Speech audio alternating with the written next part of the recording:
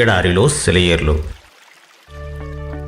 April 26వ తేదీ కొరకు వ్రాయబడిన ఈ భాగాన్ని మీకు చదివి వినిపిస్తున్నది సహోదరుడు పాల్ సుందరం.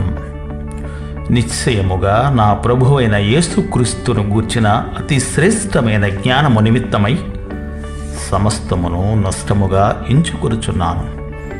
ఫిలిప్పీలకు వ్రాసిన లేఖ 3వ అధ్యాయము 8వ వచనం. వస్తువులు దగదగా మెరవాలంటే కొంత ఖర్చు అవుతుంది. కాంతి జనకాలు ఉంటే తప్ప కాంతి పుట్టదు. వెలిగించని కొవ్వొత్తి వెలుగునియదు.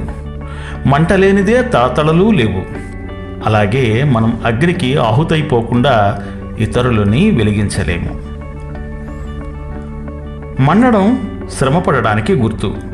మరి మనమైతే నొప్పి నుండి దూరంగా తొలగిపోయే ప్రయత్నం చేస్తుంటాము. మనం దృఢంగా ఉండి పనులు చేయడానికి శక్తి కలిగి ఉండి మన మనసులోనూ చేతల నిండా ఇతరులకి ప్రయోజనకరమైన కార్యక్రమాలను చేపట్టి ఉన్నప్పుడు మనం ఎంతో మానవ సేవ చేస్తున్నాము అనుకుంటాము.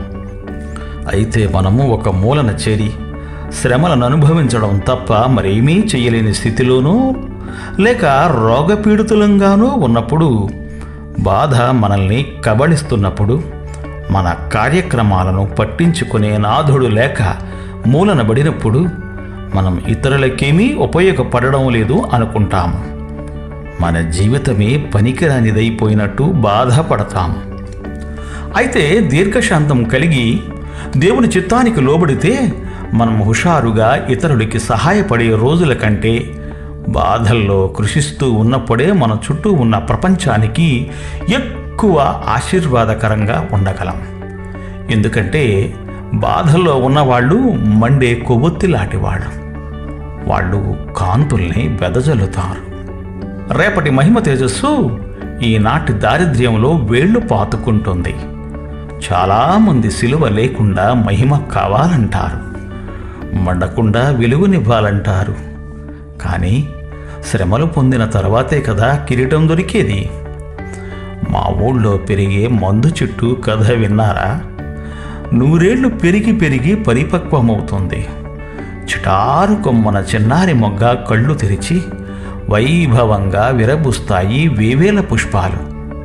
మందు చెట్టు త్యాగం కన్నారా? పూలగుత్తి అందమే మందు చెట్టు అంతం. మా ఊళ్ళో పెరిగే మందు చెట్టు కథ విన్నారా? విరబూసిన వేవేల పుష్పాలు రాలుతూ అవుతాయి నేలకి తలంబ్రాలు. రాలిన ప్రతి పువ్వు వ్రేళ్లు పట్టి ప్రతి పువ్వు అవుతుందో మందు చెట్టు. పూల అంతం అదే, మందు చెట్లకు ఆరంభం. అన్నిటికంటే అతి శ్రేష్టమైన కథ విన్నారా? ఒక మహాత్ముడి పవిత్రుడి పరమగాథ. ఆయన మరణం అనేకాత్మల జీవం.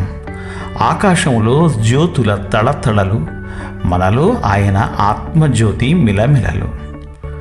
బ్రతుకును ప్రేమించకండి, ఆయన చెప్పాడు వినండి. ప్రేమ నిండిన బ్రతుకు కోరండి. మన బ్రతుక్కి ప్రాణం ఆయన త్యాగం. ఆయన భరించిన నష్టం మనకంత లాభం.